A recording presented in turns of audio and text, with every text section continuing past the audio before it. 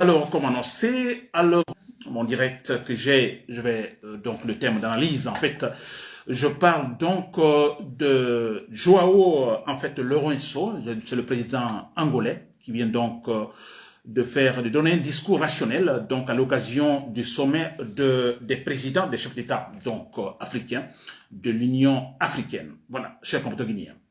Très bien. Alors, on a Lourenço, je dis bien le président angolais. Il est en même temps président en exercice donc de l'Union africaine. Alors, qu'est-ce qu'il dit? En fait, il dénonce le blanchissement, c'est comme ça il appelle le terme qu'il a utilisé, le blanchissement, en fait, des coups d'État donc en Afrique, chers compatriotes. J'espère que vous me suivez. Nabila et Camara, depuis Bruxelles. J'espère que la connexion est bonne. Très bien, chers compatriotes guinéens. Alors bon voilà, je crois que j'attends donc quelques éléments, donc me signalant effectivement que vous m'entendez, que vous me voyez aussi, chers compatriotes guinéens, n'est-ce pas? Très bien. Alors je parle donc de thème, hein, donc le président angolais, vous le savez, il est le président en exercice donc de l'Union africaine.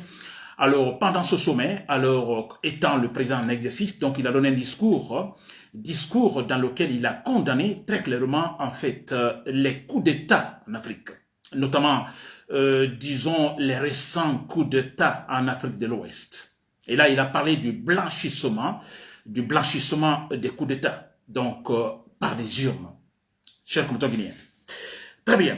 Alors, bon voilà, et ce que je vais dire d'abord, c'est parlant de l'Union africaine, effectivement, et parce qu'après ce discours, certains disent, bah, écoutez, c'est un discours, c'est seulement du discours, c'est de la théorie, vous comprenez. Alors, il n'y a rien d'autre, vous comprenez, comme action, disons, offensive contre ces coups d'État, alors illégitimes. Alors, certains se posent la question, ces simples discours, voilà, ils ne vont jamais au-delà donc des discours pareils. Très bien. Je compte bien. Alors, ce que moi je vais dire au départ. Alors, vous le savez, l'Union africaine, hein, donc c'est encore récent, donc qui a été créée en 2002. 2002, vous le savez, à Addis Abeba. Mais donc, qui a remplacé, disons, l'OUA, n'est-ce pas? L'Union, donc, comment on appelle ça, l'Organisation de l'Unité africaine, l'OUA, vous vous rappelez. Alors, qui d'ailleurs, vous le savez, le rôle était effectivement, on parlait de l'Organisation de l'Unité africaine ou de l'Union africaine, alors, qui a été créée effectivement comme pour répondre, disons, aux colonisateurs. C'était cela. Alors, comme c'était pour dire, comme Africains, puis Africains, nous qui venons donc d'avoir nos indépendances, alors que réunissons-nous, mais le but, principalement, sérieusement, c'était alors être unis, comme on dit, l'union fait la force, donc face au capitalisme, face, disons, aux colonisateurs. Parce que on vient de sortir donc la décolonisation. Alors, c'est un peu cela. Alors, vous avez vu, donc, l'Union OUA, donc l'Organisation de l'Union africaine, donc est partie de là, et ça continue ainsi. Alors, je crois que quelques temps après, donc, les gens se sont rendus compte, les présidents africains, ils se sont rendus compte qu'il faut donner, en fait, essayer de booster l'organisation, donner un autre élan à l'organisation. Vous savez? Alors, parce que l'OUA, c'était pour répondre, donc, aux colonisateurs, répondre aux impérialistes, comme on disait. Alors, essayons de donner un autre ton, un autre élan à notre organisation. Et voilà, ils sont arrivés à créer en 2002, donc à Addis Abeba, alors plutôt l'unité africaine, n'est-ce pas, ou l'Union africaine. Voilà. Et là, malheureusement, pratiquement pas de différence avec l'institution qui existait avant, l'OUA. Alors, je dis bien, pas tellement de différence, seulement avec l'Union africaine. Qu'est-ce qui s'est passé? Ils ont créé d'autres éléments, d'autres institutions, par exemple la Commission, le Parlement, le Conseil de paix, le Conseil de sécurité, par exemple, n'est-ce pas? Alors, oui, en institution, donc il y a eu, on peut dire, il y a une différence avec l'institution qui existait avant l'OUA, et avec les différentes institutions, les nouvelles institutions qui ont été créées. Très bien. Mais sinon, le statut n'a pas changé. En fait, peut-être théoriquement dans les annales, effectivement, mais pratiquement rien n'a changé. dans la façon d'agir, etc., etc. N'est-ce pas? Très bien. Je dis tout cela parce que si on dit que le discours du président angolais condamnant donc le blanchissement des coups d'État par les urnes, alors que ces simples discours, on ne va nulle part. Mais écoutez, moi je me dis, mais il ne peut rien faire parce que tout est en fonction du statut de l'Union. Lui, il ne peut rien faire, il peut donner qu'un discours. Rien n'a été créé, en fait, dans le statut pouvant aller au-delà de simples discours. N'est-ce pas? Contre les putschistes. Non, cher compatriotes. Si vous prenez, par exemple, l'Union européenne, n'est-ce pas? L'Union européenne, oui, en fait, dans l'Union européenne, vous voyez, alors, c'est une véritable institution ou avec tout un ensemble d'institutions.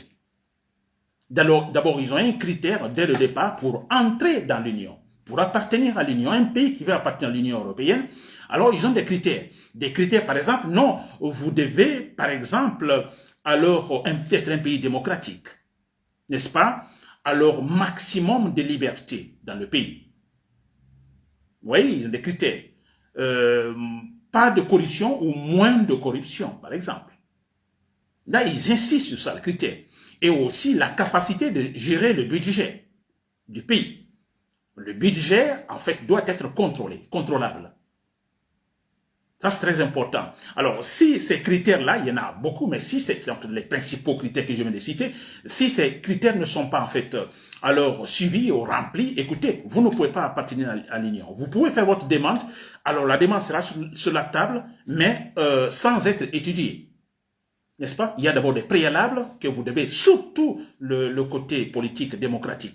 Un pays démocratique, un pays où, à tout moment, il y a des élections, les élections qui se passent régulièrement dans la transparence totale. Ça, c'est des critères. Et si vous remplissez tous ces critères-là, surtout aussi également le côté budgétaire, et là, le dossier sur la table est étudié tout à l'heure, et vous pouvez appartenir à l'Union. N'est-ce pas? Vous avez cela. Donc, ça veut dire quoi? Dans l'Union européenne, des pays qui sont là, n'est-ce pas? Ce sont des pays démocratiques. Totalement démocratiques. Ça, c'est clair. La question ne se pose pas. Vous ne pouvez pas avoir dans l'Union un pays de dictature. Ça, non. Un pays, un président est totalitaire. Non, vous n'en trouverez pas. Alors, un exemple. Pourquoi la Turquie, qui a fait, depuis très longtemps, fait la demande pour entrer dans l'Union, pourquoi la Turquie n'est pas encore membre de l'Union européenne? Pour quelle raison? Mais c'est cela. La Turquie n'arrive pas à satisfaire le point surtout politique. N'est-ce pas? Turquie, si vous voyez le régime, c'est un régime totalitaire. Les élections ne sont jamais transparentes. La corruption, alors là, on n'en parle même pas. N'est-ce pas? C'est un pays corrompu, tout est corrompu. Le budget n'est pas maîtrisé. Alors, il y a pas mal de choses, vous comprenez, alors qui bloquent la rentrée, disons, de la Turquie dans l'Union européenne. Ça, c'est important. Vous voyez ce que je veux dire par là? N'est-ce pas? Alors, quand vous avez une telle union, alors ils ont une commission, il y a un parlement, vous comprenez, il y a un conseil d'État, de paix, et ainsi de suite. Alors, c'est facile, effectivement, de prendre des décisions unanimement et d'imposer, sans discussion.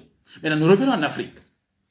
L'Union africaine ne peut pas prendre certaines décisions, vous comprenez, pour, et par exemple, sanctionner de manière sévère et même agir face à un pays de l'Union, vous comprenez, à un pays de l'Union où, par exemple, il y a eu un coup d'État, alors, un coup d'État donc qui n'a aucun sens, vous comprenez, alors qui ne signifie absolument rien, où un monsieur vient au pouvoir, c'est pour garder le pouvoir éternellement et en ne respectant absolument rien.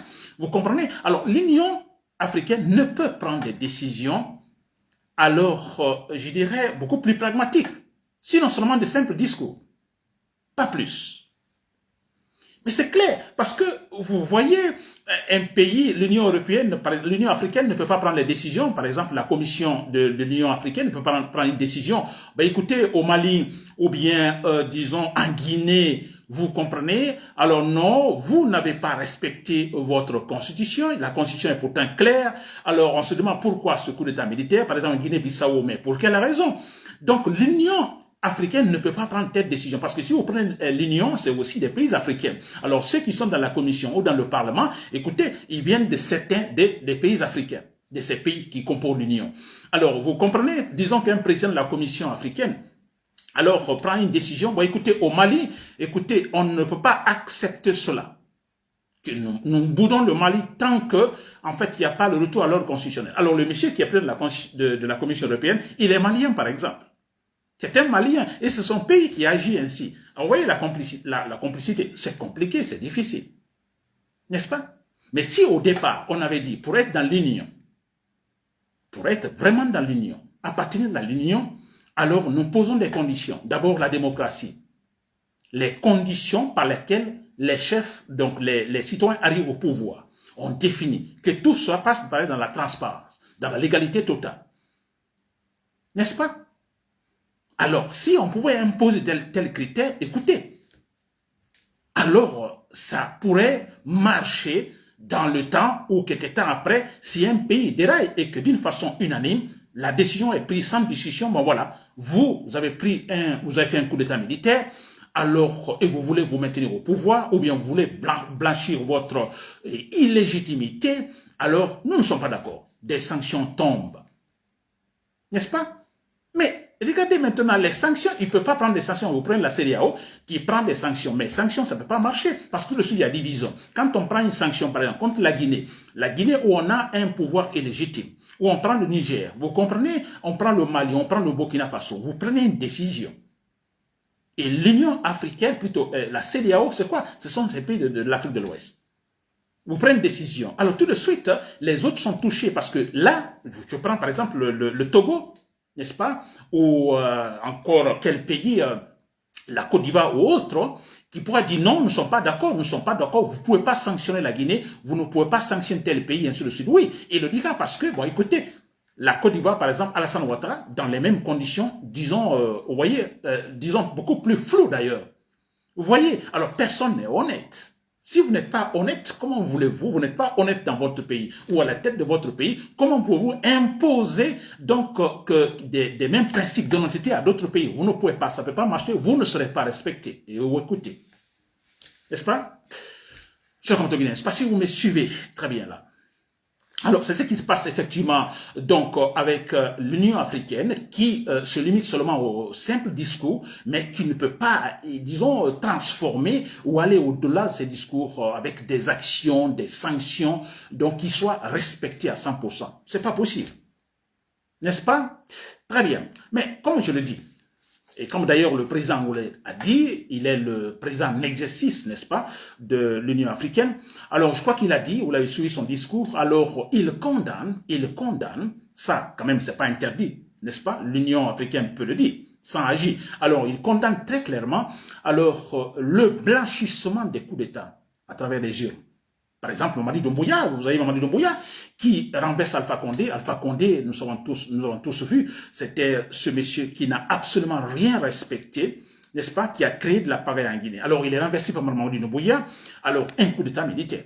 Alors, le coup d'état militaire qui, alors logiquement, a renversé Alpha Condé, on se dit, bon, écoutez, c'est pour créer un Alpha Condé, en fait, le contraire, disons, n'est-ce pas, le contraire de tout ce qu'Alpha Condé a fait. Alors maintenant, Mamadi Doumbouya vient, qu'est-ce qu'il fait? Non seulement il ne change rien, il ne met pas les points sur les i, vous voyez, il veut se maintenir. Pour se maintenir, qu'est-ce qu'il fait? Il sait qu'il est illégal. D'abord, le coup d'État, c'est anticonstitutionnel, là vous le savez. Alors, mais si vous venez, alors on suppose que vous devez mieux faire, n'est-ce pas? Et qu'on dise après, ah, on comprend le but de son coup d'État. Il est venu pour rétablir l'ordre. D'accord. Mais Mamadi Doumbouya ne le fait pas. Alors, il veut se maintenir. Il organise des élections, des simulacres, des élections, vous voyez, on n'appelle même pas élection. Et tout de suite, bon voilà, il gagne. Voilà, on dit il est élu démocratiquement. Ça, c'est blanchir un coup d'état militaire. Blanchir quelque chose qui est illégitime. N'est-ce pas? Alors, c'est pas bien. C'est comme la drogue. Vous vendez la drogue, l'argent de la drogue. Alors, vous achetez des maisons, vous construisez beaucoup de maisons. Alors, l'argent qui résulte de là, vous mettez en banque. Vous blanchissez l'argent de la drogue. C'est ce que Mamadi Doumbouya a fait, n'est-ce pas? Et c'est ce que le président angolais dénonce très clairement. N'est-ce pas? Il le condamne. Il dit que ce n'est pas normal. Et ce qui est important, et là, d'ailleurs, je peux dire que c'est l'élément que je cherche dans mon direct. C'est ce qui m'a poussé d'ailleurs après ce direct. C'est le point qu'il a signalé. Alors, vous blanchissez le coup d'État à travers des urnes, mais retenez qu'il y aura tous d'autres coups d'État militaires.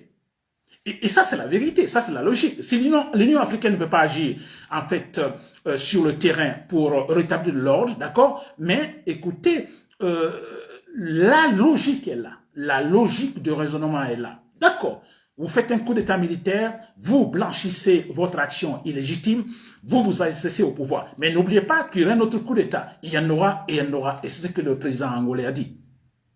Et c'est la vérité. C'est ce que je dis à tout moment à Mamadi Doumbouya, que ce soit Mamadi Doumbouya, que ce soit au président malien, au burkinabé, au nigérien, etc., etc. Il y aura toujours un coup d'état militaire. Parce que vous étiez venus, selon en fait vos déclarations au départ, il y a le coup d'état militaire parce que le pays n'allait pas bien. Si vous prenez le cas du Mali, alors oui, on a fait le coup d'état militaire parce que bon voilà, les rebelles finalement allaient tout simplement donc tenir tout le Mali, n'est-ce pas? Alors nous prenons le pouvoir pour mettre de l'ordre là, n'est-ce pas? Et puis c'est tout. Et puis nous revenons à l'ordre constitutionnel. Alors ils ne le font pas au Mali, alors on a un monsieur qui est là, qui va se faire en fait le roi du Mali, mais c'est clair. Burkina, c'est la même chose, le Niger, c'est la même chose. N'est-ce pas? Alors si vous venez au pouvoir par cette manière, et vous essayez de garder le pouvoir par cette manière illégale et légitime, mais il est clair que d'autres militaires aussi se prépareront avec l'argumentation que vous avez fait le coup d'état militaire, mais vous avez trahi le peuple. Il y aura toujours un autre coup d'état militaire. Et c'est ce que je remarque, et c'est très important, je félicite le président angolais, n'est-ce pas, qui le dit très clairement, et ça, je pense que Mamadi Doumbouya doit l'écouter, on l'a écouté d'ailleurs parce qu'il était là, et tous les présidents actuellement qui sont venus au pouvoir par le coup d'état militaire et qui, en fait, veulent blanchir ou blanchir ces coups d'état militaires à travers les urnes, alors je pense qu'ils l'ont compris. Écoutez, ça ne doit pas surprendre parce qu'on a eu beaucoup de cas comme ça depuis notre indépendance, l'indépendance des pays africains. On a eu beaucoup de cas pareils. Des militaires sont venus donc sous prétexte donc de mettre les choses en ordre. Non, ils sont restés, ils ont blanchi leur coup d'état militaire et quelque temps après un autre coup d'état, un autre jusque maintenant. Mais écoutez, ce n'est pas étonnant. Et c'est ce qu'il dit à tout Mamadi Doumbouya. Mamadi Doumbouya, écoutez, faites ce que vous voulez, blanchissez votre illégitimité, mais vous tomberez aussi, ça c'est clair. N'est-ce pas, cher compatriotes? Très bien, voilà, donc c'était ça, principalement. J'espère que les forces patriotiques dans l'armée guinéenne, vous l'avez aussi écouté, ce qui se passe en Guinée. Alors, tout ce qui se passe, Mamadi Doumbouya, son pouvoir, son gouvernement et tout ça, alors tout est illégitime, n'est-ce pas? Vous êtes là et ce que vous avez fait au mois de décembre, c'était une façon de blanchir, vous comprenez, pour qu'on dise non, finalement non. Au départ, peut-être nous sommes venus par coup d'état militaire, mais non, écoutez, nous sommes maintenant démocratiquement élus. Vous vous trompez, chers compatriotes guinéens. Voilà, c'était Nabil et camarade depuis Bruxelles, merci pour l'écoute, voilà, bonne journée.